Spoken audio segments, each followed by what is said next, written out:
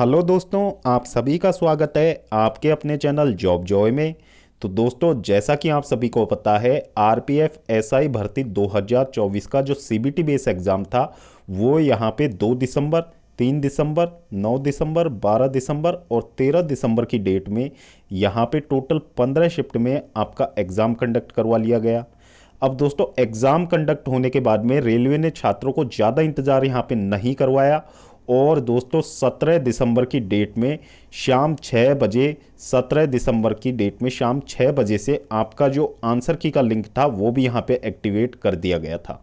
अब दोस्तों, I hope आप में से जिन भी अभ्यर्थियों ने यहाँ पे आरपीएफ एसआई भर्ती एग्ज़ाम 2024 दिया है, आप में से ज़्यादातर कैंडिडेट्स ने अपनी आंसर की चेक कर ली होगी, अपना रॉ स्कोर यहाँ पे कैलकुलेट कर लिया होगा।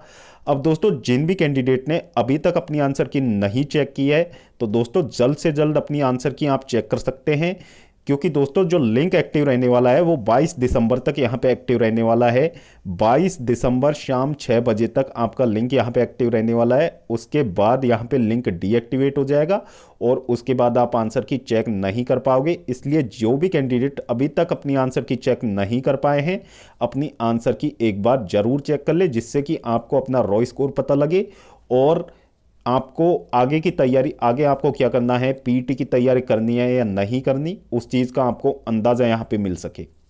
तो दोस्तों, आंसर की भी यहाँ पे जारी हो चुकी है। अब आंसर की के जो यहाँ पे कैंडिडेट का रॉ स्कोर का डेटा यहाँ पे प्राप्त हुआ है, उसके आधार पर हम इस वीडियो में बात करने वाले हैं कि इस भर्ती में जो पीटी पीएसटी टेस्ट है उसके लिए यहाँ पे कितना कट ऑफ यहाँ पे कैटेगरी वाइज जा सकता है, क्या कैटेगरी वाइज सेफ स्कोर रहने वाला है इस भर्ती के लिए। तो पूरी जानकारी के लिए वीडियो को अंत तक जरूर देखें, वीडियो को बिल्कुल भी स्किप ना करें। और अगर इससे पहले आप हमारे चैनल पर पहली बार विजिट कर रहे हो तो सभी सरकारी भर्तियों की लेटेस्ट और ऑथेंटिक अपडेट्स पाने के लिए हमारे चैनल को जरूर सब्सक्राइब करें, साथ ही बेल आइकन को भी प्रेस कर लें, जिससे आने वाली वीडियोज़ की नोटिफिकेशन आपको समय पर मिलती रहे। तो दोस्तों, किसी भी भर्ती की कट ऑफ डिपेंड करती है नंबर ऑफ वैकेंसीज पे, कि कितनी वैकेंसीज यहाँ पे उस भर्ती में अभी तक हैं। और फिर दोस्तों, अगली चीज़ यहाँ पे डिपेंड करती है कि नंबर ऑफ एप्लीकेशन फॉर्म यहाँ पे कितने प्राप्त हुए हैं। फिर दोस्तों, तीसरी चीज़ होती है कि कितने कैंडिडेट सीबीटी या फिर जो भी एग्ज़ाम हुआ है उसमें अपीयर होने वाले कैंडिडेट की संख्या पे भी यहाँ पे कट ऑफ डिपेंड करती है।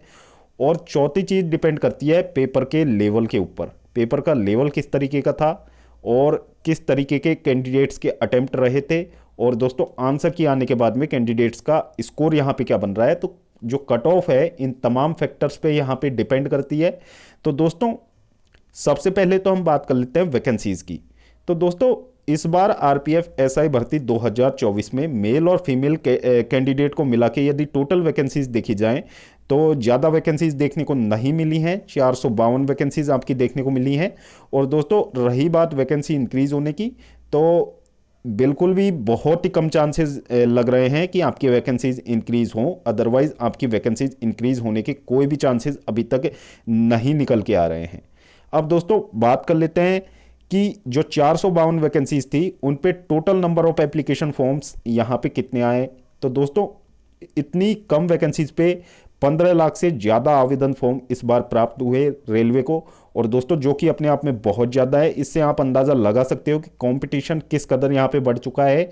और इससे आप अंदाज़ा लगा सकते थे कि कट ऑफ यहाँ पे कितनी जा सकती है। कट ऑफ हाई रहने वाली है, क्योंकि दोस्तों इतनी कम वैकेंसीज पे भी 15 लाख से ज़्यादा आवेदन यदि किसी भर्ती में प्राप्त होते हैं तो सीधी सी बात है, वहाँ पे कंपटीशन बहुत ज़्यादा होता है और कट ऑफ हमेशा हाई चली जाती है। इसके बाद में दोस्तों, जो total number of application form जितने कैंडिडेट ने यहाँ पे भरा था, अब दोस्तों उनमें से एग्ज़ाम देने कितने कैंडिडेट वहाँ पे अपीयर हुए थे। तो हालांकि अभी इसका कोई आरटीआई डेटा हमारे पास नहीं है, लेकिन दोस्तों जो रिव्यूज़ के अकॉर्डिंग यदि बात करें तो लगभग 50% कैंडिडेट्स ने यहाँ पे एग्ज़ाम दिया है और 50% कैंडिडेट्स ने आरपीएफ एसआई भर्ती 2024 का एग्ज़ाम स्किप भी किया है। तो दोस्तों, एक अंदाज़ा लेके चलें तो लगभग 7.5 लाख कैंडिडेट्स ने यहाँ पे आरपीएफ एसआई भर्ती का एग्ज़ाम इस बार दिया है। और जो मेरिट आपकी तैयार होगी वो लगभग 7.5 लाख कैंडिडेट्स में से तैयार होने वाली है, क्योंकि दोस्तों इसमें जो 2 चरणों में आपकी भर्ती यहाँ पे कंप्लीट होगी। तो इसमें पहला तो आपका सीबीटी बेस एग्ज़ाम होगा। उसके बाद में दोस्तों यहाँ पे जो वैकेंसीज़ हैं उनके 10 गुना अभ्यर्थियों को पीटी पीएसटी टेस्ट के लिए शॉर्टलिस्ट किया जाएगा, और उसके बाद में जो पीटी पीएसटी टेस्ट क्वालिफाई करने वाले कैंडिडेट होंगे उनकी यहाँ पे फाइनल मेरिट निकाली जाएगी, और उन्हीं में से ये 452 कैंडिडेट्स यहाँ पे चुने जाएंगे भर्ती के लिए, जिनको कि यहाँ पे नौकरी मिलने वाली है। अब दोस्तों आगे बात कर लेते हैं पेपर के लेवल के बारे में। तो दोस्तों पेपर का लेवल जो साल 2024 में देखने को मिला है, तो दोस्तों जो प्रीवियस भर्ती की बात करें जो 2019 में यहाँ पे निकली थी, तो दोस्तों उसकी बजाय पेपर का लेवल इस बार थोड़ा अच्छा देखने को मिला है। पेपर्स में जो सभी पेपर्स थे उनमें यहाँ पे क्वेश्चंस अच्छे खासे यहाँ पे देखने को मिले, और दोस्तों सभी पोर्शंस में अच्छा खासा इम्प्रूवमेंट यहाँ पे देखने को मिला लेवल में। तो पिछली बार की तुलना में तो लेवल यहाँ पे अच्छा था। तो पिछली बार की तुलना में यदि बात करें कट ऑफ की, तो कट ऑफ पिछली बार की जैसे नहीं जाने वाला है, उससे हल्का सा कट ऑफ डाउन रहेगा, उतना भी ज़्यादा डाउन नहीं रहेगा। लेकिन हाँ कि पिछली बार की तुलना में जो पेपर का लेवल था उससे अच्छा इस बार लेवल था, तो इस वजह से हो सकता है कि कट ऑफ पिछली बार की तुलना में एक आध नंबर पिछली बार से कम रह जाए। अब दोस्तों यहाँ पे बात कर लेते हैं सबसे पहले कैटेगरी वाइज वैकेंसीज की, और कितने एप्लीकेशन फॉर्म कैटेगरी वाइज यहाँ पे प्राप्त हुए हैं, तो उसका भी आरटीआई डेटा के ऊपर हम बात करेंगे, और कितने कैंडिडेट यहाँ पे कैटेगरी वाइज शॉर्टलिस्ट किए जाएंगे पीटी पीएसटी टेस्ट के लिए। तो दोस्तों सबसे पहले बात कर लेते हैं यूआर कैटेगरी की। यूआर कैटेगरी में यदि वैकेंसीज की बात करें तो दोस्तों ये मेल कैटेगरी की हम बात कर रहे हैं। 157 वैकेंसीज यहाँ पे यूआर कैटेगरी में जो मेल कैंडिडेट की हैं, और दोस्तों उस पे जो आवेदन की बात करें तो दोस्तों यहाँ पे आवेदन 2,87,113 आवेदन प्राप्त हुए। और दोस्तों जो 2,87,113 कैंडिडेट, अब दोस्तों इनमें काफ़ी सारे कैंडिडेट ने यहाँ पे एग्ज़ाम स्किप भी किया होगा, काफ़ी ने एग्ज़ाम दिया भी होगा। तो दोस्तों इनमें से यदि बात करें नोटिफिकेशन के अकॉर्डिंग, तो दोस्तों 1570 कैंडिडेट यानी कि वैकेंसीज का 10 गुना कैंडिडेट यहाँ पे पीटी पीएसटी टेस्ट के लिए इस बार शॉर्टलिस्ट किए जाएंगे। फिर दोस्तों यहाँ पे ओबीसी कैटेगरी की बात कर लेते हैं। ओबीसी में वैकेंसीज की बात करें 104 वैकेंसीज हैं, और दोस्तों आवेदन यहाँ पे भी आप देख सकते हो 6,09,404 आवेदन यहाँ पे प्राप्त हुए। और दोस्तों जो पीटी पीएसटी टेस्ट के लिए शॉर्टलिस्ट होने वाले कैंडिडेट की संख्या है वो यहाँ पे 1040 है। इसके बाद में दोस्तों आगे बात कर लेते हैं ईडब्ल्यूएस कैटेगरी की। तो ईडब्ल्यूएस कैटेगरी में वैकेंसीज की संख्या मात्र 38 है, उस पर आवेदन 99,386 प्राप्त हुए। और दोस्तों जो पीटी पीएसटी टेस्ट के लिए शॉर्टलिस्ट होंगे कैंडिडेट उनकी संख्या यहाँ पे 280 रहने वाली है। फिर दोस्तों एससी कैटेगरी की बात करें तो 57 वैकेंसीज हैं, और इस पे आवेदन 3,99,702 यहाँ पे प्राप्त हुए। और दोस्तों इनमें से 570 कैंडिडेट पीटी पीएसटी टेस्ट के लिए इस बार शॉर्टलिस्ट किए जाएंगे। फिर हम बात कर लेते हैं एसटी कैटेगरी की। एसटी कैटेगरी में वैकेंसीज की बात करें तो 28 वैकेंसीज हैं। इस पे जो नंबर ऑफ एप्लीकेशंस हैं वो 1,42,483 एप्लीकेशंस यहाँ पे मिले। और दोस्तों इनमें से जो शॉर्टलिस्ट होने वाले कैंडिडेट की संख्या है वो वैकेंसीज का 10 टाइम्स यानी कि 280 कैंडिडेट को पीटी पीएसटी टेस्ट के लिए यहाँ पे शॉर्टलिस्ट किया जाना है। अब दोस्तों अब हम बात कर लेते हैं कि कितना कट ऑफ यहाँ पे जा सकता है। तो दोस्तों जो कैंडिडेट का डेटा यहाँ पे प्राप्त हुआ है रैंक मित्रा पे, यहाँ पे ऑथेंटिक डेटा की हम बात कर लेते हैं जो कि रैंक मित्रा की ऑफिशियल साइट पे यहाँ पे प्राप्त हुआ है। और दोस्तों मैं इसका क्रेडिट रैंक मित्रा को देता हूँ। रैंक मित्रा के ऑथेंटिक डेटा के अकॉर्डिंग हम कट ऑफ का यहाँ पे डिस्कशन करने वाले हैं कि कट ऑफ यहाँ पे कैटेगरी वाइज कितनी जा सकती है। तो दोस्तों बिल्कुल ऑथेंटिक डेटा होता है ये, क्योंकि दोस्तों जो आंसर की का यूआरएल यहाँ पे डायरेक्ट कॉपी करके पेस्ट किया जाता है, जिससे कि किसी भी तरीके की कोई फेक एंट्री इसमें नहीं होती है। जो भी रिव्यू मिलते हैं वो जेन्युइन होते हैं, और उतना ही यहाँ पे स्कोर होता है कैंडिडेट का वाकई में। अब दोस्तों इसमें सबसे पहले तो बात करें कि यहाँ पे जो जितने भी कैंडिडेट का डेटा प्राप्त हुआ है उसके अकॉर्डिंग बात करें तो 110 से ज़्यादा तो एक भी कैंडिडेट नहीं है किसी भी कैटेगरी में जिसने 110 से ज़्यादा यहाँ पे स्कोर प्राप्त किया हो। फिर दोस्तों अबोव 100 की बात करें तो अबोव 100 में यदि हम बात कर लेते हैं तो सबसे पहले तो जो टोटल कैंडिडेट यहाँ पे 6 प्राप्त हुए हैं, जिसमें यूआर के 3 हैं, ओबीसी के 2 हैं, और ईडब्ल्यूएस का कोई भी कैंडिडेट यहाँ पे नहीं है जिसने अबोव 100 प्राप्त किया है। और दोस्तों एससी कैटेगरी में एक कैंडिडेट ने अबोव 100 यहाँ पे प्राप्त किए हैं। बाकी एसटी कैटेगरी में भी एक भी कैंडिडेट नहीं है जिसने अबोव 100 यहाँ पे मार्क्स गेन किए हों। अब दोस्तों इसके बाद में बात कर लेते हैं अबोव 90 की। तो दोस्तों 90 से अबोव यहाँ पे कितने कैंडिडेट है? टोटल 509 कैंडिडेट अबोव 90 हैं। अब दोस्तों इसमें जो यूआर की बात करें तो 146 कैंडिडेट यहाँ पे यूआर के, 253 कैंडिडेट यहाँ पे ओबीसी के हैं। ईडब्ल्यूएस की बात करें तो 88 कैंडिडेट हैं। एससी की बात करें 19 कैंडिडेट हैं। और एसटी की बात की जाए यहाँ पे 3 कैंडिडेट यहाँ पे मिलेंगे आपको, जिन्होंने अबोव 90 यहाँ पे स्कोर किया है और जिन कैंडिडेट ने अपना डेटा यहाँ पे शेयर किया है। अब दोस्तों सबसे पहले हम बात कर लेते हैं यूआर कैटेगरी की कट ऑफ के बारे में। तो दोस्तों उससे पहले हम देख लेते हैं यूआर कैटेगरी में वैकेंसीज 157 हैं और दोस्तों 1570 कैंडिडेट यहाँ पे शॉर्टलिस्ट किए जाएंगे पीटी पीएसटी टेस्ट के लिए। अब दोस्तों यहाँ पे बात कर लेते हैं जो प्राप्त डेटा के अकॉर्डिंग कितनी यहाँ पे कट ऑफ जा सकती है, कितने नंबर तक वाले कैंडिडेट यहाँ पे शॉर्टलिस्ट किए जा सकते हैं। अब दोस्तों यहाँ पे जो 1570 कैंडिडेट यहाँ पे शॉर्टलिस्ट किए जाएंगे पीटी पीएसटी टेस्ट के लिए, तो दोस्तों आप यूआर में देख सकते हो कि जो 1570 कैंडिडेट यहाँ पे शॉर्टलिस्ट किए जाएंगे, तो दोस्तों आप ये मान सकते हो कि 80 से जो थोड़ा नीचे यहाँ पे स्कोर बनाया होगा, यानी कि यहाँ पे कहीं जो 70 और 80 के बीच में 70 और 80 तक ऐसे कैंडिडेट मिल जाएंगे जो कि यहाँ पे जो यूआर की कट ऑफ को क्लियर कर रहे होंगे। तो दोस्तों उसी के आधार पर यदि हम बात करें तो यूआर कैटेगरी की बात की जाए तो यूआर कैटेगरी में जो इस बार पीटी पीएसटी टेस्ट के लिए जो रॉ स्कोर के बेसिस पे हम बात करें कि कट ऑफ कितनी जा सकती है, तो दोस्तों यूआर कैटेगरी में हम बात कर लेते हैं। तो दोस्तों यदि आपका रॉ स्कोर यहाँ पे 88 प्लस यहाँ पे आपका रॉ स्कोर बन रहा है, तो दोस्तों आपको पीटी पीएसटी टेस्ट की तैयारी निश्चित रूप से करनी चाहिए, क्योंकि दोस्तों जो फाइनल मेरिट तैयार होगी तो उसमें क्या होता है कि कुछ कैंडिडेट अच्छे मार्क्स लाके भी यहाँ पे पीटी पीएसटी क्लियर नहीं कर पाते हैं, वो उसी तरीके से रेस से बाहर हो जाते हैं। बाकी कोई कैंडिडेट जिसके मार्क्स थोड़े भी कम हैं, यदि कट ऑफ के बराबर भी यदि मार्क्स हैं और PT PST test candidate qualify कर लेता है, तो दोस्तों वहाँ से उनके सिलेक्शन के चांसेस बन जाते हैं। तो दोस्तों यूआर कैटेगरी में यदि कैंडिडेट का जो मेल कैंडिडेट की हम बात कर रहे हैं, यदि 88 प्लस आपका रॉ स्कोर यहाँ पे बन रहा है, तो आपको पीटी पीएसटी टेस्ट की तैयारी में लग जाना चाहिए। पीटी पीएसटी टेस्ट के लिए आपके सिलेक्शन के चांसेस बहुत ज़्यादा इस बार रहने वाले हैं। इसके बाद में दोस्तों बात कर लेते हैं हम ओबीसी कैटेगरी की। तो दोस्तों ओबीसी कैटेगरी में जो शॉर्टलिस्ट होने वाले कैंडिडेट की संख्या 1040 इस बार रहने वाली है। फिर दोस्तों यहाँ पे बात करें तो ओबीसी की बात करें, यहाँ पे ओबीसी में 1040 कैंडिडेट यहाँ पे शॉर्टलिस्ट किए जाएंगे। तो दोस्तों इसमें सीधा सीधा आप देख सकते हो तो ऐसे कैंडिडेट आपको कहाँ तक मिल जाएंगे, यानी कि जो रैंक मित्रा का डेटा है उसके अकॉर्डिंग, यानी कि आपको 80 से 90 तक 80 से 90 के बीच में मार्क्स प्राप्त करने वाले कैंडिडेट्स में से वो कैंडिडेट यहाँ पे छांट लिए जाएंगे, उन कैंडिडेट को यहाँ पे ले लिया जाएगा।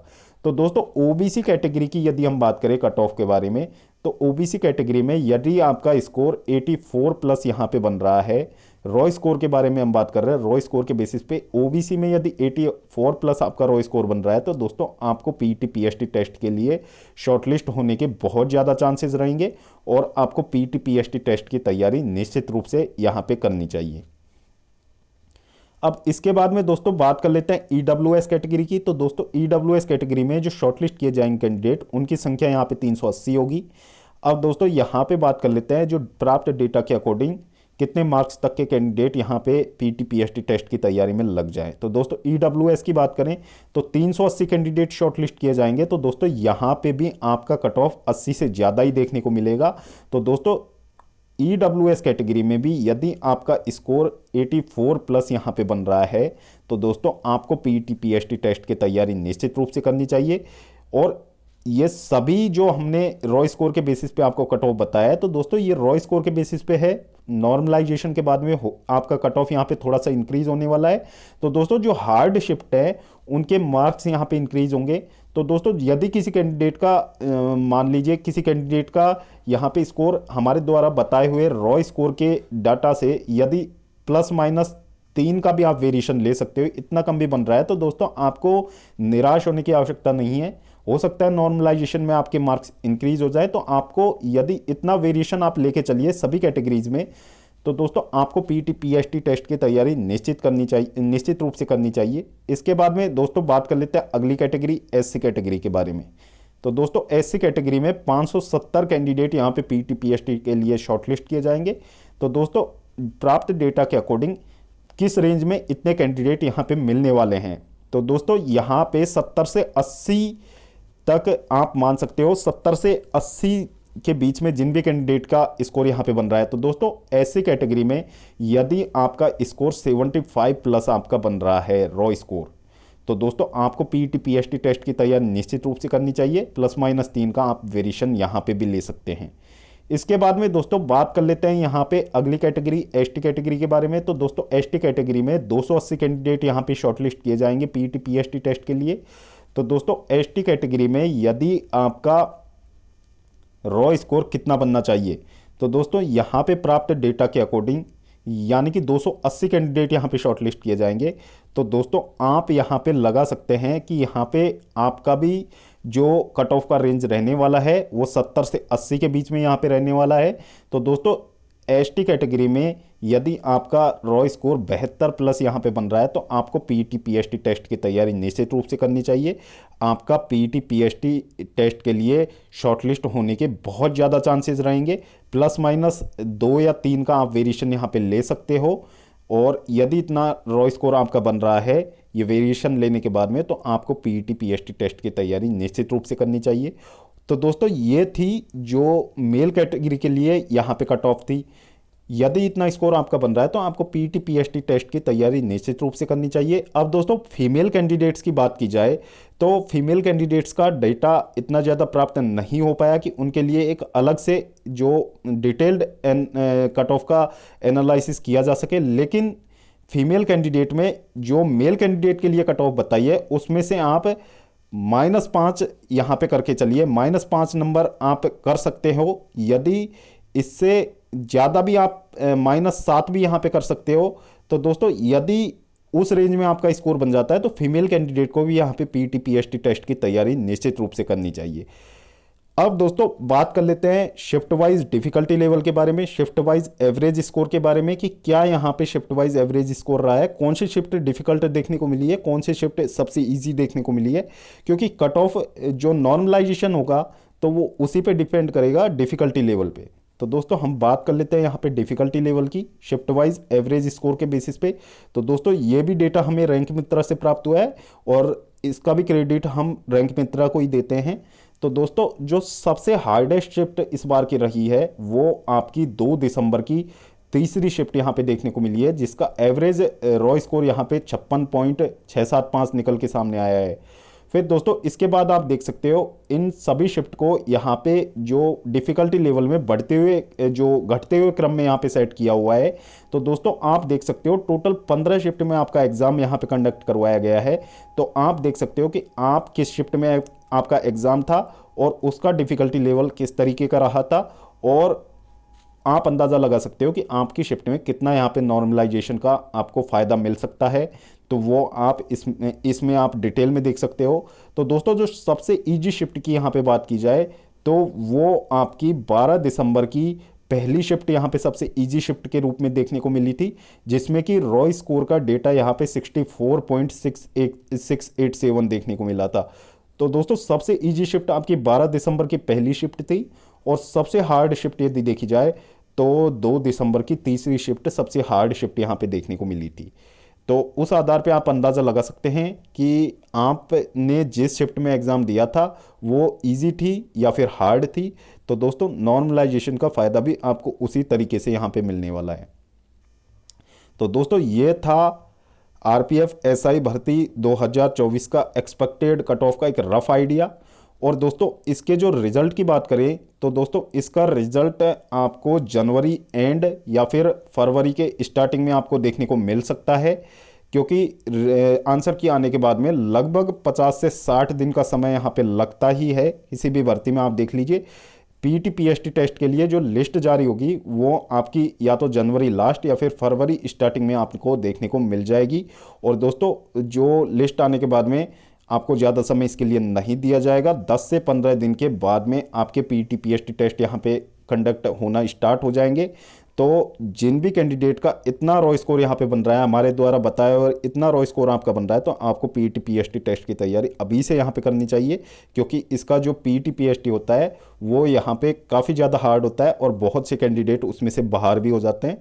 तो आपको यहाँ पे तैयारी निश्चित रूप से यहाँ पे अभी से करनी चाहिए। तो दोस्तों, वीडियो देखने के लिए धन्यवाद। वीडियो पसंद आई हो तो वीडियो को लाइक करें और अपने दोस्तों के साथ ज़रूर शेयर करें। और अगर इससे पहले आप हमारे चैनल पर पहली बार विजिट कर रहे हों तो सभी सरकारी भर्तियों के लेटेस्ट और ऑथेंटिक अपडेट्स पाने के लिए हमारे चैनल को ज़रूर सब्सक्राइब करें। साथ ही बेल आइकन को भी प्रेस कर लें, जिससे आने वाली वीडियोज़ की नोटिफिकेशन आपको समय पर मिलती रहे। तो दोस्तों, इस वीडियो में फ़िलहाल इतना ही। जल्द मिलते हैं एक और नई सरकारी भर्ती की लेटेस्ट और ऑथेंटिक अपडेट के साथ। तब तक के लिए स्वस्थ रहें, तंदुरुस्त रहें और अपनी फ्यूचर एग्जाम्स की प्रिपरेशंस को जारी रखें।